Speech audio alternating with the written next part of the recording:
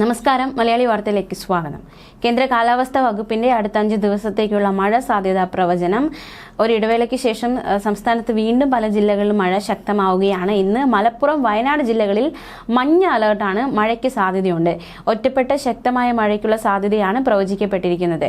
24 മണിക്കൂറിൽ 64.5 മില്ലിമീറ്റർ മുതൽ 115.5 മില്ലിമീറ്റർ വരെ മഴ കിട്ടുന്ന സാഹചര്യത്തെയാണ് ശക്തമായ മഴ എന്നതുകൊണ്ട് അർത്ഥമാക്കുന്നത്. മാത്രമല്ല 13-ാം തീയതി വരെ ഇടിമിന്നലോട് കൂടിയ മഴയ്ക്ക് സാധ്യതയുണ്ടെന്നും കേന്ദ്ര കാലാവസ്ഥാ വകുപ്പ് അറിയിച്ചിട്ടുണ്ട്. അതുകൊണ്ട് തന്നെ ഇടിമിന്നൽ ജാഗ്രതാ നിർദ്ദേശങ്ങളൊക്കെ നമ്മൾ പാലിക്കേണ്ടതായിട്ടുണ്ട്. ഇടിമിന്നൽ ജാഗ്രതാ നിർദ്ദേശങ്ങളൊക്കെ നമുക്ക് അവസാനം പറയാം. കള്ളക്കടൽ പ്രതിഭാസത്തിന്റെ ഭാഗമായി ഉയർന്ന തിരമാലകൾ കാരണം കടലാക്രമണത്തിന് സാധ്യതയുണ്ടെന്ന് ദേശീയ സമുദ്രസ്ഥിതി പഠന ഗവേഷണ കേന്ദ്രം അറിയിച്ചു.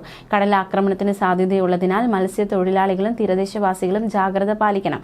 കടൽക്ഷോഭം രൂക്ഷമാകാൻ സാധ്യതയുള്ളതിനാൽ അപകട മേഖലകളിൽ നിന്നും അധികൃതരുടെ നിർദ്ദേശാനുസരണം മാറി താമസിക്കണം. ചെറിയ വള്ളങ്ങളും ബോട്ടുകളും കടലിലേക്ക് ഇറക്കുന്നത് ഈ സമയത്ത് ഒഴിവാക്കണം. കള്ളക്കടൽ പ്രതിഭാസത്തിനും ഉയർന്ന തിരമാലയ്ക്കും സാധ്യതയുള്ള ഘട്ടത്തിൽ കടലിലേക്ക് മത്സ്യബന്ധന യാനങ്ങൾ ഇറക്കുന്നത് പോലെ തന്നെ അപകടകരമാണ് കരയ്ക്ക് അടുപ്പിക്കുന്നതും.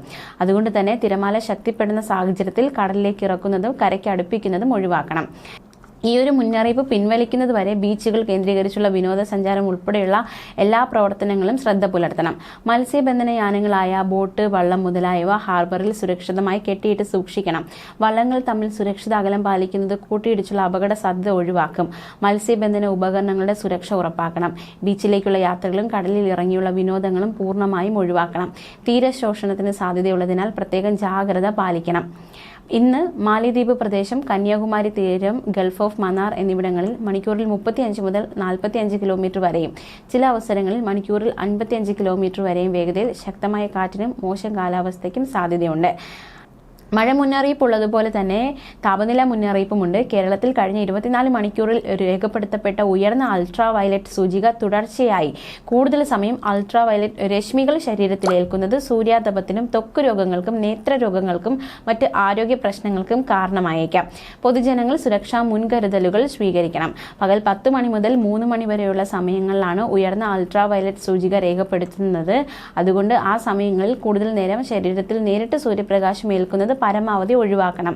പുറം ജോലികളിൽ ഏർപ്പെടുന്നവർ, കടലിലും ഉൾനാടൻ മത്സ്യബന്ധനത്തിലും ഏർപ്പെടുന്ന മത്സ്യത്തൊഴിലാളികൾ, ജലഗതാഗതത്തിൽ ഏർപ്പെടുന്നവർ, ബൈക്ക് യാത്രക്കാർ, വിനോദസഞ്ചാരികൾ, ചർമ്മരോഗങ്ങളുള്ളവർ, നേത്രരോഗങ്ങളുള്ളവർ, ക്യാൻസർ രോഗികൾ, മറ്റ് രോഗപ്രതിരോധ ശേഷി കുറഞ്ഞ വിഭാഗങ്ങൾ തുടങ്ങിയവർ പ്രത്യേകം ജാഗ്രത പാലിക്കണം. പകൽ സമയത്ത് പുറത്തേക്ക് ഇറങ്ങുമ്പോൾ തൊപ്പി, കുട, സൺഗ്ലാസ് എന്നിവ ഉപയോഗിക്കാൻ ശ്രമിക്കണം. ശരീരം മുഴുവൻ മറയുന്ന കോട്ടൺ വസ്ത്രങ്ങൾ ഉപയോഗിക്കുന്നതായിരിക്കും നല്ലത്. യാത്രകളിലും മറ്റും ഇടവേളകളിൽ തണലിൽ വിശ്രമിക്കാൻ ശ്രമിക്കണം. മലമ്പ്രദേശങ്ങൾ, അതായത് ഉഷ്ണമേഖലാ പ്രദേശങ്ങൾ എന്നിവിടങ്ങളിൽ പൊതുവെ UV സൂചിക ഉയർന്നതായിരിക്കും. മേഘങ്ങളില്ലാത്ത തെളിഞ്ഞ ആകാശമാണെങ്കിലും ഉയർന്ന അൾട്രാ വയലറ്റ് സൂചികയുണ്ടാവാം. ഇതിനു പുറമെ ജലാശയം, മണൽ തുടങ്ങിയ പ്രതലങ്ങൾ അൾട്രാ വയലറ്റ് രശ്മികളെ പ്രതിഫലിപ്പിക്കുന്നതിനാൽ ഇത്തരം മേഖലകളിലും UV സൂചിക ഉയർന്നതായിരിക്കും. ഇടിമിന്നൽ ജാഗ്രതാ നിർദ്ദേശങ്ങൾ കൂടി നമുക്ക് നോക്കാം. 13-ാം തീയതി, അതായത് നാളെ വരെ ഇടിമിന്നലോടുകൂടിയ മഴയ്ക്ക് സാധ്യതയുണ്ട് ചിലയിടങ്ങളിൽ. അപ്പോൾ നമുക്ക് ഇടിമിന്നൽ ജാഗ്രതാ നിർദ്ദേശങ്ങൾ കൂടി നോക്കാം. ഇടിമിന്നലുകൾ മനുഷ്യന്റെയും മൃഗങ്ങളുടെയും ജീവനും വൈദ്യുത ആശയവിനിമയ ശൃംഖലകൾക്കും വൈദ്യുത ചാലകങ്ങളുമായി ബന്ധിപ്പിച്ചിട്ടുള്ള വീട്ടുപകരണങ്ങൾക്കും വലിയ നാശനഷ്ടം സൃഷ്ടിക്കുന്നുണ്ട്. ആയതുകൊണ്ട് പൊതുജനങ്ങൾ താഴെ പറയുന്ന മുൻകരുതൽ കാർമേഘം കണ്ടു തുടങ്ങുന്ന സമയം മുതൽ സ്വീകരിക്കണം. ഇടിമിന്നൽ എപ്പോഴും ദൃശ്യമാകണമെന്നില്ലാത്തതിനാൽ ഇത്തരം മുൻകരുതൽ സ്വീകരിക്കുന്നതിൽ നിന്നും വിട്ടുനിൽക്കരുത്. ഇടിമിന്നലിന്റെ ആദ്യ ലക്ഷണം കണ്ടുകഴിഞ്ഞാൽ ഉടൻ തന്നെ സുരക്ഷിതമായ കെട്ടിടത്തിനുള്ളിലേക്ക് മാറുക. തുറസായ സ്ഥലങ്ങളിൽ തുടരുന്നത് ഇടിമിന്നൽ ഏൽക്കാനുള്ള സാധ്യത വർദ്ധിപ്പിക്കും. ശക്തമായ കാറ്റിനും ഇടിമിന്നലിനും സാധ്യതയുള്ള ഘട്ടത്തിൽ ജനലും വാതിലും അടച്ചിടണം.